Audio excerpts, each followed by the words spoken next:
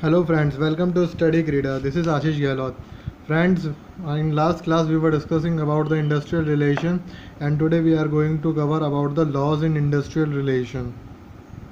But before we start, let me tell you that if you have any problem, suggestion and contact, then you can mail studykrida@gmail.com. You can like FB page, and the link of FB page you get in description and in comment section. आप F पे like कर सकते हैं, अपनी कोई भी problem हमें F पे सेंड कर सकते हैं या मेल कर सकते हैं, ठीक है। और इसके साथ अगर आपको कोई भी रेगुलर अपडेट चाहिए या क्वेश्चंस चाहिए या और भी कोई इन्फॉर्मेशन चाहिए तो एफ पेज लाइक कर लेना, ठीक है। या फिर मेल से हमसे कांटेक्ट कर सकते हैं अगर कुछ बात शेयर करनी है तो, ठीक है। चैनल अभी तक सब्सक्राइब नहीं किया है तो सब्सक्राइब कर लेना, ये बटन होता है सब्सक्राइब का, उसके साथ में एक बेल आइकन होता है वो भी क्लिक कर लेना, तो आपको रेगुलर अपडेट्स मिल जाएंगे। So let's discuss about the one by one.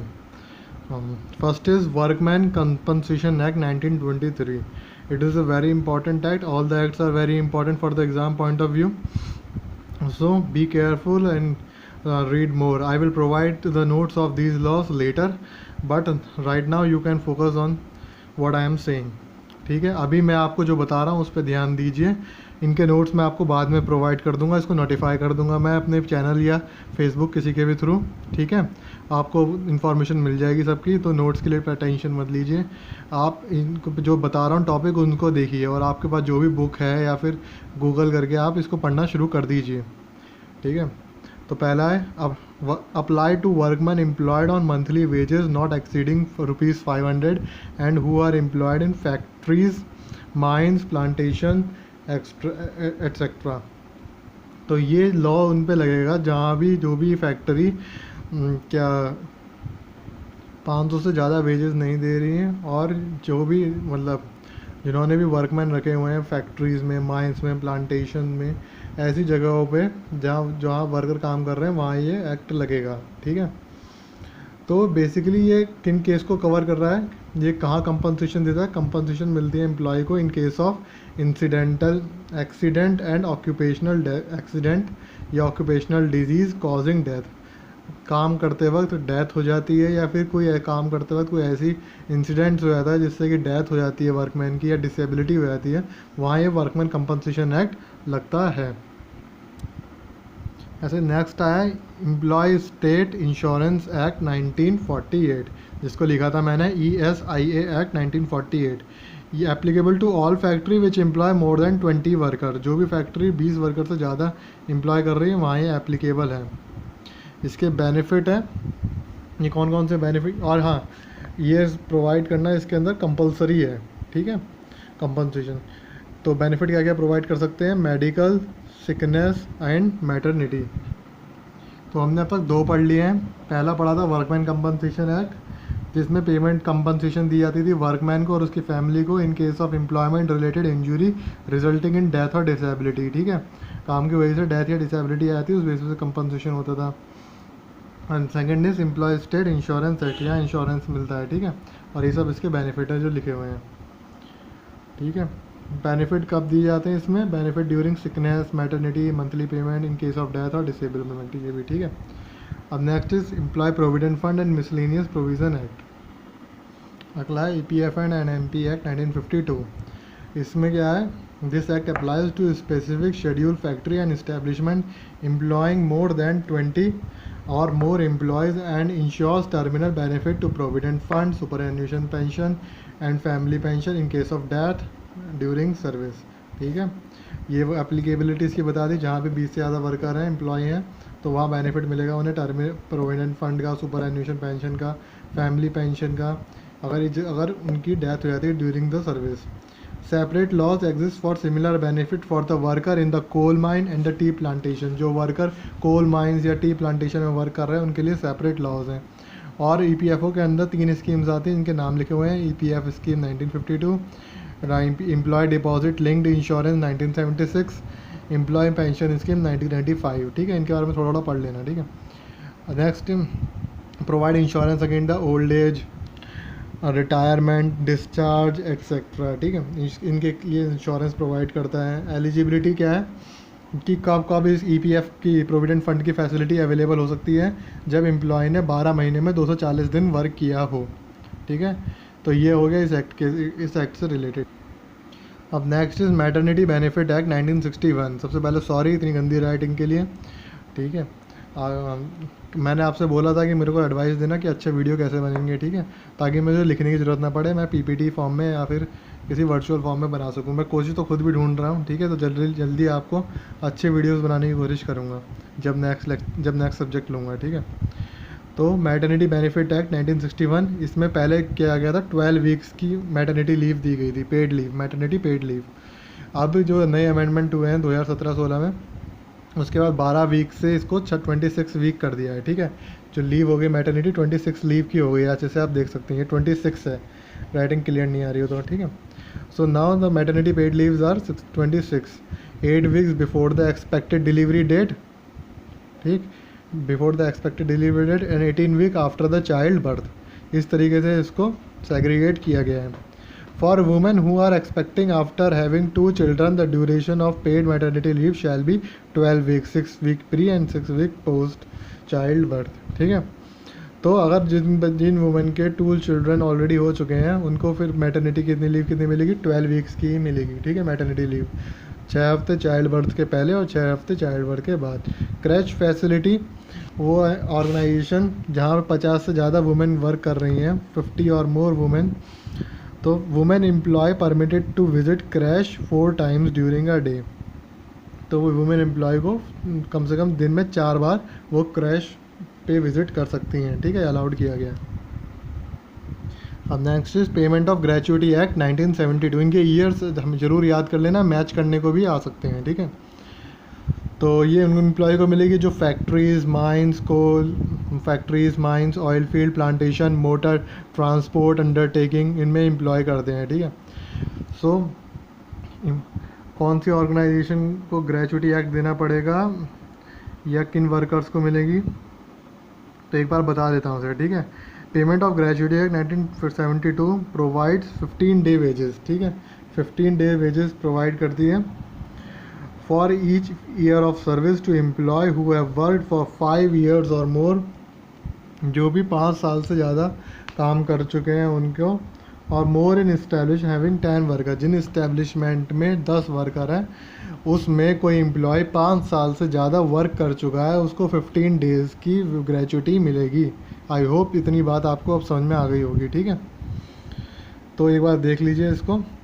On completion of 5 year service, the employee entitled to payment of gratuity at 15 day wages for every completed year of service or part, therefore in excess of 6 months, subject to a maximum of 3.5 lakh। पर ये maximum gratuity की जो आपके बताई गई है 3.5 लाख, ये till April 2010 तक है। उसके बाद कितनी कर दी गई, इसे 10 लाख कर दी गई। ठीक है, ये आपको दिख रही होगी 10 lakh. Now those who want to score maximum in paper 3 and want to maximum through the use of human resource management knowledge must start focusing on these topic which I am going to start। सो जो लोग paper 3 में maximum score करना चाहते हैं और उनका human resource management की help से वो थोड़ा अपना स्कोर बढ़ाना चाहते हैं, उन्हें आप थोड़ा सा फोकस करने की ज़रूरत है, क्योंकि आप जो टॉपिक हैं वो टोटली पेपर 3 पे फोकस होके चलेंगे। ठीक है, जिसमें पहला टॉपिक आता है discipline, employ discipline.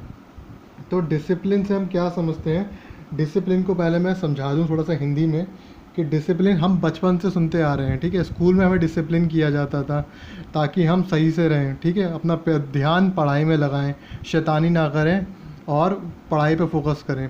Similarly organisation में डिसिप्लिन रखते हैं ताकि हम कोई भी रूल्स, ऑर्गेनाइजेशन में डिसिप्लिन मतलब ऑर्गेनाइजेशन के रूल्स एंड रेगुलेशन फॉलो करें। ठीक है, वहाँ पे हम अगर डिसिप्लिन होंगे तभी हम रूल्स एंड रेगुलेशन फॉलो करेंगे। अगर हम इनडिसिप्लिन होंगे तो हम ज़रूर रूल्स एंड रेगुलेशन को वायलेट करेंगे। मतलब कि जो इनडिसिप्लिन होता है वो रूल्स फॉलो नहीं करता है और जो डिसिप्लिन होता है वो रूल्स फॉलो करता है।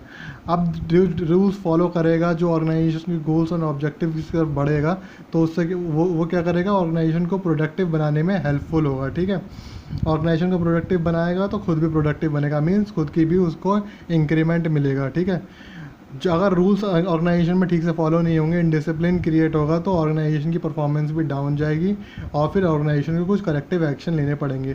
तो जो ह्यूमन रिसोर्स मैनेजमेंट होता है या एक ऑर्गेनाइजेशन की जिम्मेदारी होती है कि वो ऑर्गेनाइजेशन में कोई भी इनडिसिप्लिन वाला इन्वायरमेंट क्रिएट ना होने दे। So discipline means securing consistent behaviour in accordance with the accepted norms and of behaviour. ठीक है, सो हम भी मानते हैं कि discipline is require in every aspect of life, that is why it is equally essential in industries also. If there is an absence of discipline in industry, there would be more chances of chaos, irregularity and confusion among the workers. So in other words, if I want to explain what the concept of discipline basically, तो discipline का concept ये है, it is to encourage employees to conform to establish standard of job performance and to behave sensibly and safety at work. So and why it is important? It is important because to make organization productive.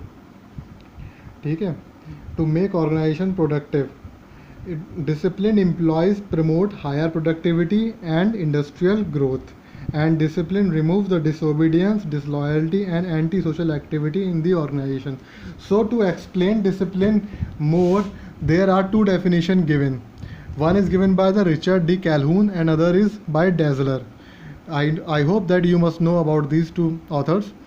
So according to the D. Calhoun, discipline is the force that prompts individual or group to observe rules, regulation, standard and procedure deemed necessary for an organization. I think we have discussed this. ठीक है. According to Dassler, discipline is a procedure that correct or punishes subordinate because the rules of procedure has been violated. तो मतलब कि ये दोनों बातें यहाँ पे बोली जा रही हैं कि डिसिप्लिन, पहले ने बोला है कि डिसिप्लिन क्या होता है, हमें रूल्स एंड रेगुलेशन फॉलो करनी चाहिए और जो फॉलो करेगा वो उसको रिवॉर्ड करना चाहिए। एक तरीके से इनडायरेक्ट मीनिंग इसका यही है। ठीक है, अगला बोल रहा है जो फॉलो नहीं करेगा तो उसको पनिश किया जाए ताकि वो ऐसी एक्टिविटी ना की करे। ठीक है, तो मतलब पनिशमेंट के थ्रू उसका इनडिसिप्लिन रिमूव करने की कोशिश की जा रही है। जैसे कि हमारे स्कूल में हमें क्लास में खड़ा कर दिया जाता था, बाहर निकाल दिया जाता था, मुर्गा बना दिया जाता था। ठीक है, तो ताकि हम वो इनडिसिप्लिन क्लास में क्रिएट ना करें। तो सिमिलर वे में दोनों डेफिनेशन दी गई हैं। I hope concept of discipline is clear now. The nature of the discipline. पहला है self discipline. First self discipline. Self discipline, the employ bring himself a discipline in the work because he want to achieve the goals which he sets for himself in life. ठीक है, तो employees अपने जो गोल उनने खुद set किए हैं उनको अचीव करने के लिए अब खुद अपने आप डिसिप्लिन अपने अंदर लाता है और एक वर्क करना शुरू करता है in a disciplined way. Second is orderly behaviour. Orderly behaviour means discipline का नेचर ऐसा होना चाहिए कि वो ऑर्गेनाइजेशन में एज ए मस्ट कंडीशन की तरह वर्क करें, मतलब इसको वायलेट नहीं कर सकते हम। ठीक है, and the third is punishment. Punishment mean वही सेम चीज़, those who violate discipline or those who are indisciplined workers in the organization or employees in the organization must be punished so that their indisciplined behavior removes from the organization. So these are the three nature described by the Magginson. इसको लिख देता हूँ मैं, ये किसने बताया है? मैगिनसन ने। तो these all three nature are according to the Magginson. Positive, now discipline are divided into two parts, positive and a negative discipline.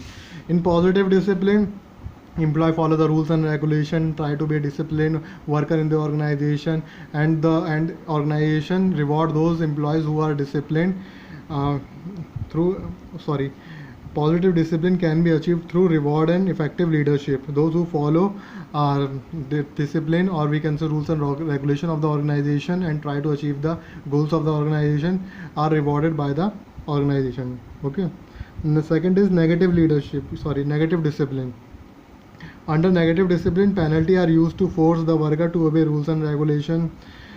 Those workers who do not follow the rules and regulation of the organization and become indisciplined are penalized by the organization. In other words, workers try to adhere to the rules and regulation out of fear of warning, penalties and other form of punishment. This approach to discipline is called a negative approach. ठीक है, और negative discipline. तो punishment के through worker का indiscipline remove किया जाता है। Now next is causes of indiscipline, मतलब किन कारणों से ऑर्गेनाइजेशन में इनडिसिप्लिन होता है।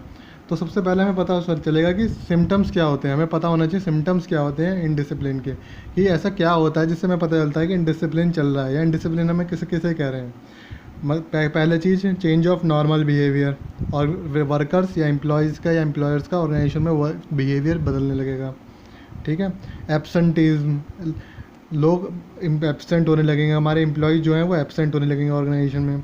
ग्रीवियंसेस यानी शिकायतें बढ़ जाएंगी, परफॉर्मेंस गिर जाएगी, और क्या नाम है, lack of concern for job पे ज़्यादा कंसर्न नहीं रहेगा, बातें इधर उधर चीज़ों में लगे रहेंगे, और लेट आए करेंगे। इस तरीके की चीज़ें अगर ऑर्गेनाइजेशन में होती हैं तो मतलब कि इनडिसिप्लिन क्रिएट हो रहा है। अब इनडिसिप्लिन क्रिएट होने के कारण क्या हैं, क्यों इनडिसिप्लिन क्रिएट होता है। अनफेयर मैनेजमेंट प्रैक्टिसेस, मतलब कि मैनेजमेंट की गलत प्रैक्टिसेस होती हैं तब ऐसा होता है। क्या गलत प्रैक्टिसेस होती हैं, वेज डिस्क्रिमिनेशन, किसी को ज़्यादा वेजेस दे देना, किसी को कम वेजेस दे देना। अगर ऐसा मैनेजमेंट कर रहा है तो फिर वर्कर्स में इनडिसिप्लिन क्रिएट होगा ही होगा।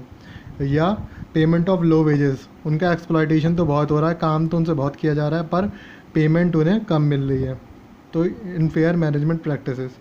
Second is absence of effective leadership, जब इफेक्टिव लीडरशिप नहीं होती तो क्या होगा, तो इसकी वजह से एक इनडिसिप्लिन क्रिएट होता है। ठीक है, अफेक्टिव लीडरशिप नहीं होने से। अफेक्टिव लीडरशिप नहीं होने के तो क्यों डिसिप्लिन क्रिएट होगा, क्योंकि वर्कर्स की बात जब कोई सुनेगा नहीं, उनको ठीक से जब उनका काम बताया नहीं जाएगा कि उन्हें क्या करना है, उन्हें ठीक से सुपरविज़न नहीं मिलेगा, उनकी ग्रीवियंस नहीं सुनी जाएंगी, उनकी बात मैनेजमेंट के सामने रखने वाला कोई ढंग का नहीं होगा, तो उनमें प्रॉब्लम क्रिएट होगी। तो इसी से अगला आता है हमारा communication barrier. Communication barrier means absence of human approach on the part of the superior result in the frustration and discipline among worker। तो मैनेजमेंट को एक ऐसी पॉलिसीज़ बनानी चाहिए इसके रिगार्डिंग डिसिप्लिन क्रिएट करने की, और उन पॉलिसी को बता देना चाहिए वर्कर्स को कि क्या पॉलिसीज़ हैं, क्या उन्हें अब फॉलो करना है, रूल्स एंड रेगुलेशन, और ये फॉलो अप लेता रहना चाहिए कि वो फॉलो कर रहे हैं नहीं कर रहे हैं। तो मैनेजमेंट को अच्छा एटीट्यूड रखना चाहिए। वो क्या है, वो रूल्स एंड रेगुलेशन वो इन पर क्या नाम है थोप देते हैं। ठीक है, कि आपको बताओ, और उनको ठीक से वो समझ में आए नहीं आए इनकी भी कंसर्न नहीं करते, तो यहाँ पे क्या कम्युनिकेशन बैरियर हो जाता है। तो वो कम्युनिकेशन बैरियर नहीं होना चाहिए। जो भी पॉलिसीज़ बनाते हैं management which creating the policy should क्या नाम है properly communicate to the workers and take in their follow up. ठीक है, कंसिस्टेंट फॉलो अप उनका लेते रहना चाहिए। अब next is inadequate attention to the personal problem. In this, if a worker comes to the employer, yeah, or we can say management, if the worker comes to the management and tell about the personal problem related to the work, so management should listen the worker problem and take immediate action related to his problem, so that he must be satisfied that management listen his problem. Okay, so management should be proactive and there is no discontent among the worker। अगर management proactive होगा तो worker के अंदर कोई discontent नहीं आएगा। अगर management उनकी प्रॉब्लम सुन के तुरंत एक्शन ले लेगा तो वर्कर्स सेटिस्फाई रहेंगे और उन्हें कोई प्रॉब्लम नहीं होगी, कोई ग्रीवियंसेस अराइज नहीं होंगे। ठीक है, and the next is victimisation. Victimisation means workers का एक्सप्लॉयटेशन करना, उनको एक्सप्लॉयट करना, बहुत ज़्यादा काम कराना, उनको फैसिलिटी सही से नहीं देना और उनको कंपनसेशन सही प्रोवाइड नहीं करना, ये सब विक्टिमाइजेशन के अंदर आते हैं। अगर विक्टिमाइजेशन होगा तो इनडिसिप्लिन क्रिएट होगा ऑर्गेनाइजेशन में। No next is disciplinary procedure. ठीक है, अब एक प्रोसीजर क्या है डिसिप्लिन को मेंटेन करने का, या कोई भी अगर शिकायत होती है उसको उसके बाद क्या होता है, कैसे डिसिप्लिन मेंटेन किया जाता है अगर इनडिसिप्लिन देखा जाता है तो। ठीक है, तो ये इंपॉर्टेंट है, इसके स्टेप्स याद कर लेना, शायद एग्ज़ाम में आ जाएँ। ठीक है, आ ही सकते हैं। तो first step is issue of chargesheet. Issue of chargesheet, in issue of chargesheet charges are written on the charge sheet and the chances were given, या बोले a chance was given to the employee to whom charges made against, जिसके खिलाफ charges लगे होते हैं उसको एक मौका दिया जाता है अपने जो चार्जेस हैं उनको एक्सप्लेन करने का। Chance sorry sorry let me explain again. In a charge sheet, charges were written against an employee and an opportunity given to the employee to explain his charges or conduct. ठीक है, तो employ को opportunity मिलेगी कि वो उसने कि जो चार्जेस उस पर लगे हैं वो सही है नहीं है, उसको एक्सप्लेन करने की, अपनी बात रखने की, इसमें उसको मौका दिया जाता है. Next is consideration of explanation. इसमें क्या है, अगर एम्प्लॉय की एक्सप्लेनेशन मैनेजमेंट को ठीक लगी तो वहीं चार्जशीट कैंसिल. लेकिन अगर उन वो क्या नाम है दोषी पाया गया या फिर चार्जेस सही निकले उसके लिए, तो एक डिसिप्लिनरी एक्शन लिया जाएगा उसके against. So on getting the answer for the chargesheet serve, the explanation furnished should be considered, and if it is satisfactory, no disciplinary action need to be taken. On the contrary, when the management is not satisfied with the employee's explanation, it can proceed full-fledged inquiry. Now the third is suspension of pending inquiry. जब employ पे inquiry हो रही होती है तो वो suspend हो जाता है, तो तब उसको अपनी सब्सिस्टेंस के लिए उसे जो वेजेस मिलती हैं वो होती हैं 90 डेज़ में, 90 डेज़ तक उसे मिलती हैं 1/2 ऑफ द वेजेस, और उसके बाद 3/4 ऑफ द वेजेस. ठीक है, रिमेनिंग पीरियड सस्पेंशन में वो भी तब मिलेगी जब जो डिले हो रहा है, जो प्रोसीजिंग में जो टाइम लग रहा है वो उसकी वजह से नहीं हो रहा है. ठीक है. Now next is holding of inquiry. In this just like a court like environment created, and the case were an inquiry officer should be appointed to hold the inquiry, and notice to his effect should be given to the concerned worker. The worker should not be denied the chance of explaining himself. The inquiry officer should give sufficient notice to the worker so that he may be prepared to present his case and make submission in his defense. Inquiry officer should proceed in a proper manner and examine witnesses. Fair and opportunity should be given to the worker to cross examine the management witness. Means कि इसमें एक inquiry officer होता है, वो worker को मौका देता है कि अपने जो चार्जेस लगे हैं उसको एक्सप्लेन कर सके, और नोटिस भी देता है कि इतने दिन बाद उसकी इंक्वायरी है, ताकि वो प्रिपेयर हो सके अपने चार्जेस पे क्या उसे अपना पक्ष रखना है उसको बताने के लिए. और उसको एक राइट भी देता है कि जो मैनेजमेंट के जो विटनेस हैं उनसे वो क्रॉस एग्जामिन भी कर सकता है. Now the last is order of punishment. तो disciplinary action can be taken when the misconduct of the employee is proved. While deciding the nature of disciplinary action, the employee previous record, precedents, effects of the action on the other employee et cetera have to be considered. इसमें अगर charges prove हो जाते हैं तो उसके against action लिया जाएगा. Action उसके पुराने रिकॉर्ड्स को देख के, उसके पुराने जो एम्प्लॉय से रिलेशन और उसने क्या क्या किया वो सब देख के उसे लिया जाता है. ठीक है, तो अभी के लिए इतना ही. डिसिप्लिन आज हमने कंप्लीट कर लिया है. नेक्स्ट हमारे 2-3 टॉपिक रहे हैं, वो नेक्स्ट वीडियो में कंप्लीट हो जाएंगे. मैं जनरली छोटा वीडियो बनाना चाह रहा था तो, लेकिन थोड़ा बड़ा हो गया है. कोई नहीं, अगर मैंने कोई चीज़ फास्ट में समझा दी है और आपको समझ में नहीं आई तो आप एक बार उसको रिपीट करके देख सकते हैं. ठीक है, आपके पास उसको सीख करने का ऑप्शन है, आप आगे पीछे कर सकते हैं हम लोग. ठीक है, तो थैंक यू क्लास. और वीडियो को पसंद आया तो लाइक कीजिए, अगर आपको हेल्पफुल लग रहा है तो.